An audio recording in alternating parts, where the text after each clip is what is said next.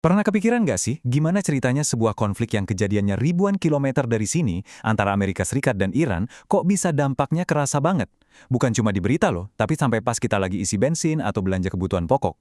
Nah, kali ini, kita akan bedah tuntas drama geopolitik panjang ini, dan kita bakal lihat gimana setiap babnya bisa nyambung langsung ke isi dompet kita.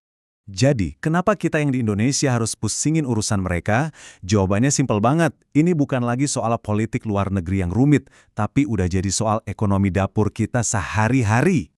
Oke, biar gampang, kita bakal bedah drama ini dalam 4 babak. Kita mulai dari akarnya yang penuh intrik sejarah, terus kita lihat panggung konflik masa kini, lalu kita sambungin ke gejolak minyak dunia, dan terakhir, kita lihat gimana semua itu akhirnya, nyampe ke dompet kita. Oke, kita mulai dari babak pertama, akar sejarah penuh intrik. Buat ngerti kenapa mereka tegang banget hari ini, kita harus putar waktu mundur dulu. Kita perlu lihat luka-luka lama yang jadi awal dari semua drama ini. Nah, 3 peristiwa ini nih fondasi dari permusuhan mereka. Semuanya dimulai tahun 1953, kudeta yang didukung Amerika itu menanam benih ketidakpercayaan yang dalam banget. Terus, benih itu meledak di tahun 1979 lewat revolusi Islam, yang mengubah total wajah Iran. Puncaknya, krisis Sandra. Kejadian ini membekukan hubungan diplomatik mereka sampai sekarang. Ini benar-benar efek domino sejarah. Lanjut ke babak kedua, panggung konflik saat ini. Nah, setelah puluhan tahun berlalu, apa sih yang bikin api permusuhan ini tetap nyala? Sebenarnya ada 2 biang kerok utamanya. Pertama, soal program nuklir Iran. Amerika dan sekutunya khawatir banget kalau Iran diam-diam bikin senjata pemusnah massal. Kedua, soal pengaruh Iran di Timur Tengah. Iran ini kan mendukung banyak kelompok di Lebanon, Yaman, Irak. Nah, Amerika melihat ini sebagai usaha buat bikin kawasan gak stabil dan mengancam sekutu penting mereka.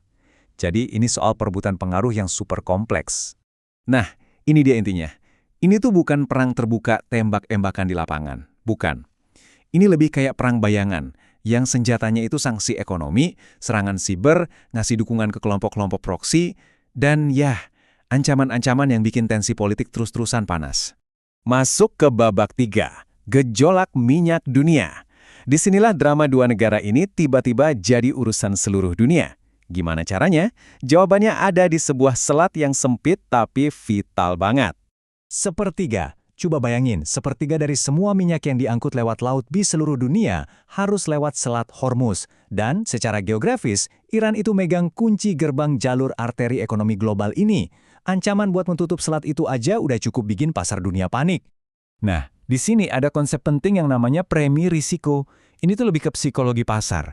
Para pedagang minyak itu nggak nunggu sampai ada serangan beneran.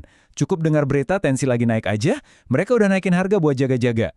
Intinya, di pasar minyak, rasa takut itu sendiri ada harganya. Jadi, rantai reaksinya itu simpel tapi dahsyat banget. Ada ancaman, pasar langsung panik, dan harga minyak mentah dunia langsung meroket.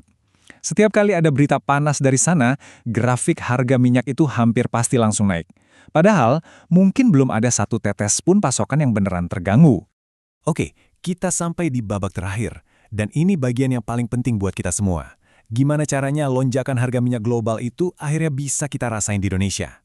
Yuk, kita tarik benang merahnya. Ini dia fakta kuncinya.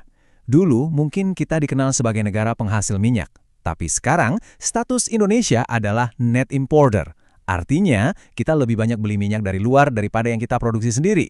Jadi, otomatis pas harga di pasar dunia naik, biaya belanja negara kita buat beli minyak juga ikut bengkak. Efek dominonya di dalam negeri itu kerasa banget di 3 area. Pertama, APBN kita jadi berat karena subsidi BBM membengkak. Kedua, inflasi. Kalau biaya transportasi naik, harga semua barang, dari cabai di pasar sampai semen di toko bangunan, pasti ikut naik. Ketiga, nilai tukar rupiah bisa tertekan. Kita butuh lebih banyak dolar buat impor minyak, nah ini bikin rupiah melemah. Ujung-ujungnya, daya beli kita semua menurun. Jadi jelas ya, drama antara AS dan Iran ini bukan sekedar berita luar negeri yang jauh di sana. Ini adalah sebuah cerita yang babak-babaknya terus berlanjut. Dan setiap gelombangnya itu bisa sampai langsung ke ekonomi kita. Pertanyaannya sekarang bukan lagi apakah babak baru akan dimulai, tapi kapan? Dan saat itu tiba, kita udah siap belum menghadapi guncangannya?